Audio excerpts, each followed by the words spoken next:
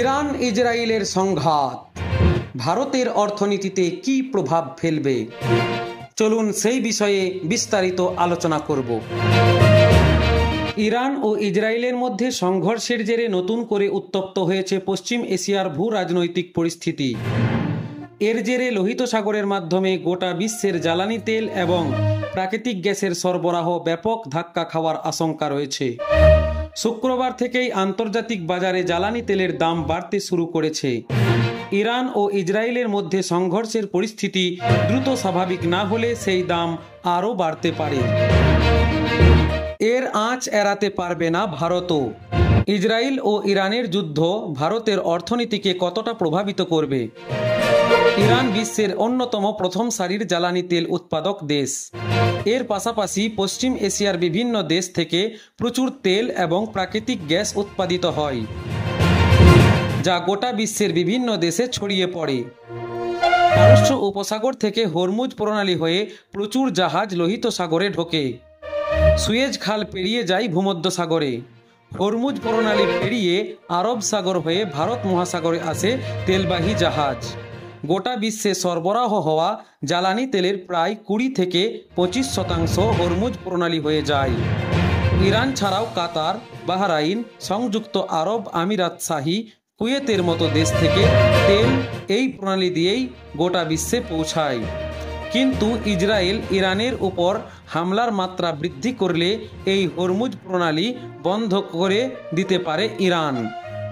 তাতেই ব্যাপক ক্ষতি হতে পারে ক্রুড অয়েল বা ন্যাচারাল গ্যাসের সাপ্লাই চেনে। পশ্চিম এশিয়া থেকে জ্বালানি তেলের পাশাপাশি কাতার ও সংযুক্ত আরব আমিরশাহী থেকে প্রচুর পরিমাণে প্রাকৃতিক গ্যাস আমদানি করে ভারত, তাও ধাক্কা খেতে পারে। ইসরায়েল ইরান হামলা করার খবর সামনে আসতেই ধসে গিয়েছিল ভারতের শেয়ার বাজার। শুক্রবার বাজার খোলার পর বিপুল পতন হয় সেন্সেক্স নিফটি 50-এর।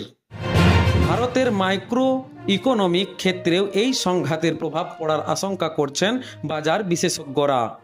মে মাসেই ভারতের খুচরো মূল্য বৃদ্ধির হার গত 75 মাসের মধ্যে সব থেকে কম হয়েছে। 2.82% তা নেমে এসেছে। রিজার্ভ ব্যাংকও রেপো রেট কমিয়ে ব্যবসায়িক পরিস্থিতি সহজ করার রাস্তায় হেঁটেছে।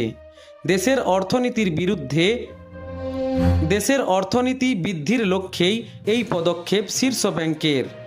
কিন্তু জ্বালানি তেলের দাম বাড়লে তার নেগেটিভ প্রভাব পড়বে ভারতের অর্থনীতিতেও, কারণ ভারতের প্রয়োজনীয় জ্বালানি তেল এবং প্রাকৃতিক গ্যাস এর সিংহভাগই আমদানি করা হয়। ইরান ও ইসরায়েলের দ্বন্দ্বে আন্তর্জাতিক বাজারে তেলের দাম বাড়লে ভারতকেও বেশি দামে তেল কিনতে হবে। এর জেরে দেশের বাজারে মূল্য বৃদ্ধির আশঙ্কা জোরালো হবে। পেট্রোল ও ডিজেলের দামের পাশাপাশি শক্তি ক্ষেত্রেও বড় ধাক্কা লাগার আশঙ্কা রয়েছে। আজকের খবর এত দূরই। আপনারা এরকম সুন্দর সুন্দর খবর শোনার জন্য এই চ্যানেলটিকে অবশ্যই সাবস্ক্রাইব করুন, শেয়ার করুন এবং আমাদের এই প্রতিবেদন ভালো লাগলে একটা লাইক দিতে অবশ্যই ভুলবেন না।